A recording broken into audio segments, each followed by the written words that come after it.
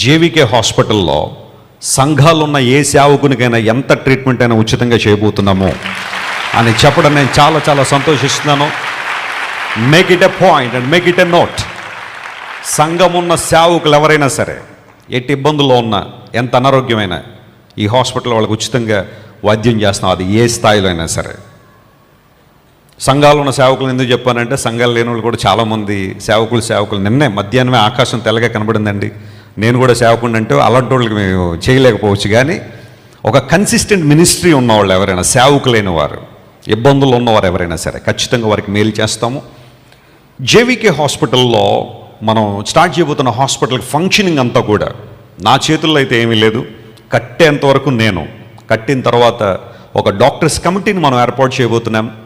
వారు అన్ని విషయాల్లో నిర్ణయాలు తీసుకుంటారు, ఏదైనా వారే భరిస్తారు. వారి చేతులకే హాస్పిటల్